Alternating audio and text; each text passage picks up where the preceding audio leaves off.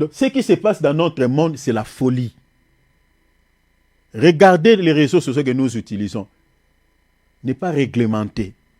Tout est permis. TikTok d'ailleurs, donc si vous avez vos enfants, ne les permet pas d'entrer sur ce machin-là. De ne pas utiliser ces réseaux sociaux. TikTok, ça détruit des vies. Ça détruit comme pas possible. Je vous dis, TikTok, ça ne détruit pas seulement les enfants, mais ça détruit tout le monde. Quand vous voyez aujourd'hui, les filles sont devenues comme des Jézabel, c'est à cause de cet outil. C'est pas seulement TikTok, il y a aussi Facebook, il y a tout ça. Mais TikTok, c'est pur. C'est pur, c'est pur. Regardez toutes les filles qui s'exposent, qui s'exhibent sur les TikTok. Regardez leur visage, regardez leur maquillage. Le même esprit anime toutes ces filles-là. Des yeux avec des paupières. Vous regardez le maquillage et c'est compliqué. Les gens sont possédés. Possédés. Voilà l'esprit qui dirige le monde. Et à cause de cela, la sentence de Dieu, parce que lorsqu'il y a toujours l'augmentation du péché, de plus en plus, le Seigneur met un terme à la vie des hommes, à la vie des êtres humains. C'est pour ça que vous voyez que dans notre génération, vraiment les gens ne vieillissent plus. Surtout plus ceux qui meurent, c'est plus les jeunes. Ceux qui utilisent les réseaux sociaux, vous allez souvent tomber sur des communiqués nécrologiques. Souvent, c'est des jeunes qui meurent, des jeunes. C'est à cause du mal. Et le monde auquel nous vivons est déjà sous les coups du jugement de Dieu. Je ne crois pas que nous allons rester encore plus, je ne sais pas si plus de 5 ans ou 10 ans. En tout cas, je ne sais pas. Je ne pense pas. Ça, je parle à la manière des hommes. Je ne dis pas selon la Bible, à la manière des hommes. En voyant ce qui se passe dans ce monde, ah non, je ne crois pas.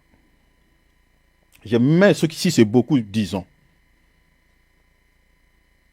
Parce que les degrés du mal que nous sommes en train d'observer dans ce monde atteint le paroxysme, atteint les zéniths. C'est à cause de cela, à cause du péché. Dieu a exterminé plus de 24 000. Et qui était l'agent causal qui avait poussé le peuple à l'impudicité, qui avait poussé le peuple à manger les viandes sacrifiées aux idoles? C'était quoi? Un soi-disant prophète de Dieu. Balaam. Il était indirectement responsable de cette tragédie, de tous ces morts-là. Regardez dans les églises de ces faux prophètes. Les gens qui prient là-bas sont pires que les païens. Ce sont pires que les païens. Les conseils que les faux prophètes donnent à leurs fidèles, ce sont des conseils qui ne peuvent pas aider ces gens-là à aimer. Il n'y a pas l'amour. Dans ces églises-là, il n'y a pas l'amour. Je peux vous citer quelques cas ici. Je connais pas mal parce que je suis dans la boîte. Les gens qui prient dans les églises de faux prophètes, ils ont des comportements pires que les païens. Tu préféreras même vivre avec quelqu'un qui ne connaît pas Dieu, que de vivre avec quelqu'un entre guillemets dit chrétien. Il se dit chrétien. Les comportements comme des païens. À cause de quoi? À cause des faux prophètes. Balaam, un prophète authentique, mais est devenu infidèle à Dieu, qui s'est laissé dans la corruption et qui égare aussi également les peuples. La doctrine de Balaam.